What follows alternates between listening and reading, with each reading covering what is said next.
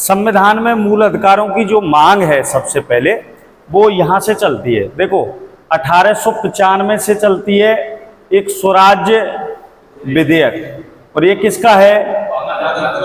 बाल गंगाधर तिलक की। यहाँ से मांग होती है कि साहब जब भी हमारा संविधान बने उसमें प्रत्येक व्यक्ति को, प्रत्येक नागरिक को कुछ क्या होने चाहिए? मूल अधिकार। सरदार वल्लभ भाई पटेल 1931 कराची अधिवेशन, महात्मा गांधी, मोतीलाल नेहरू 1928, कुल मिला के बात यह है कि मूल अधिकारों की मांग संविधान में, जैसे प्रस्तावना, जैसे संविधान सभा की जो मांग थी ना, ऐसे क्या थी? मूल अधिकारों की मांग की गई। अगर इसकी बात करें मूल अधिकारों की उत्पत्ति, उत्पत्ति का मतलब है जन्म। जन्म कहां से हुआ? तो एक ब्रिटेन का राजा था किंग जॉन, ये किम जोंग वाला नहीं, साउथ दक्षिण कोरिया वाला नहीं, ब्रिटेन का राजा था। उसने पहली बार, इस डेट को भी याद रखें, 15 जून 1215 में इसने सब उत्पत्ति कैसे कर दी? पहली बार ब्रिटेन के लोगों को कुछ अधिकार दिए गए थे, पहली बार कुछ लिखित में गारंटी दी गई थी, जिसको लिखित दस्तावेज कहते हैं, जिसको पहली बार ब्रिटेन में मैग्ना कार्टा के नाम से संबोधित किया, और ये बाद में जाके वो मूल अधिकार नाम से प्रचलित हुए। आज हम अगर उत्पत्ति की बात करें तो इसी को याद रखते हैं, 15 जून 1215 उत्पत्ति हो गई। ठीक है साहब। अच्छा, मूल अधिकार के बारे में हमारे संविधान में एग्जाम की दृष्टि से हमको ज्यादा इंपॉर्टेंट क्या याद रखना है? नंबर एक तो संविधान के भाग याद रखना है। किस भाग में? 3 में। बोले करो भाई, संविधान के किस भाग में? 3 में। अगर आपसे पूछ ले कि जो मूल अधिकार हैं वो किन अनुच्छेदों के बीच में हैं, तो 12 से 35 संविधान के भाग 3 में 12 से 35 तक मूल अधिकारों का वर्णन है। अच्छा, मूल अधिकार हमने किस देश से उधार लिए हैं? इसमें आपको बताई कि आ से तो अमेरिका हो जाता है और आ से अधिकार हो जाता है, और अगर विश्व समुदाय में बात करें तो अमेरिका दादागिरी जमाता है, अमेरिका अधिकार जमाता है हर देश पे। तो याद रख सकते हैं मूल अधिकार कहां से लिए गए? अमेरिका। अच्छा, जब संविधान बना, मूल संविधान में तो कितने मूल अधिकार थे? 7। क्वेश्चन यहां से आता है, मूल संविधान अगर दिख जाए आपको कभी भी, तो वहां पर आपको संख्या कितनी करनी है? 7। अगर वर्तमान में अधिकारों की पूछ ले तो 6। ले साहब, वर्तमान में हमारे जो मूल अधिकार हैं, एक नागरिक को हमारा देश 6 अधिकार देता है।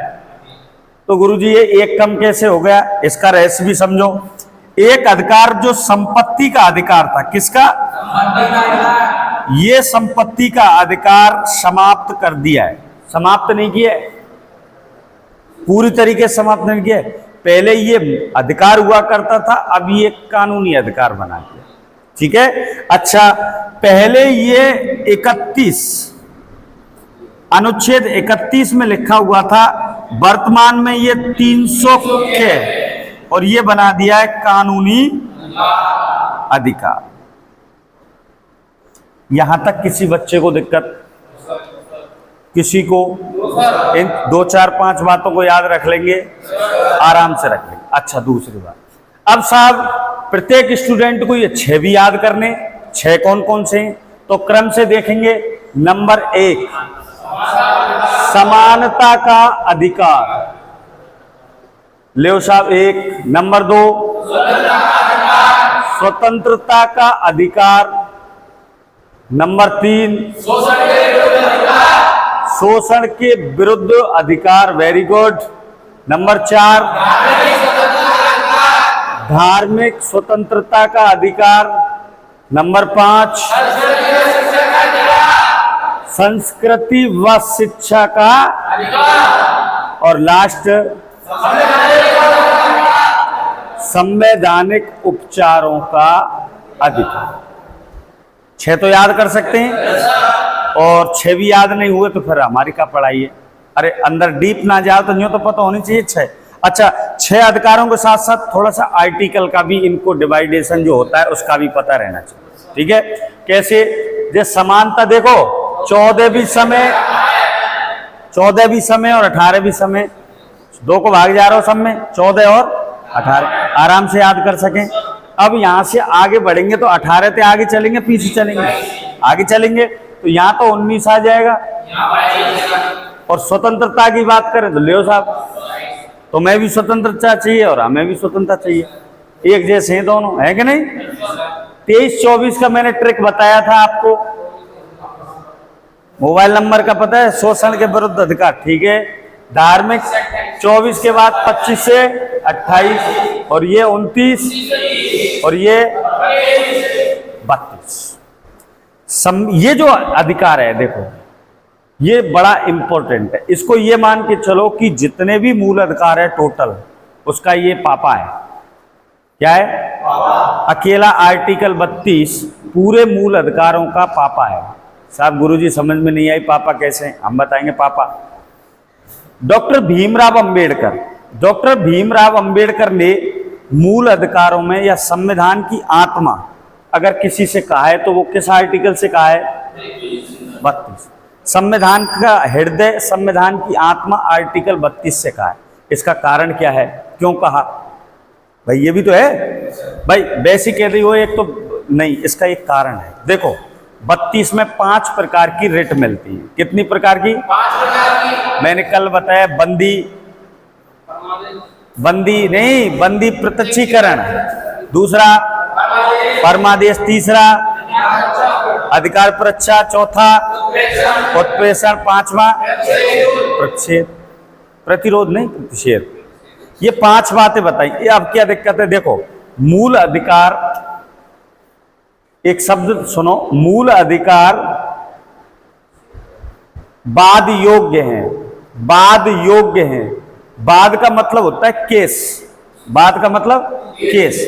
अगर हमारे मूल अधिकारों का हनन होता है, हनन का मतलब यह है कि हमारे ऊपर जो हमको गवर्नमेंट ने अधिकार दिए हैं, कोई भी दबंग आदमी, कोई भी समुदाय, कोई भी समूह, कोई भी आतंकवादी, कोई भी पुलिस वाला, कोई भी हमारे अधिकारों का हनन करता है, तो हम कहाँ जाएंगे? इसकी शिकायत लेके सीधा जा सकते हैं सर्वोच्च न्यायालय। और सर्वोच्च न्यायालय जाएंगे तो किस आर्टिकल की मदद से जाएंगे?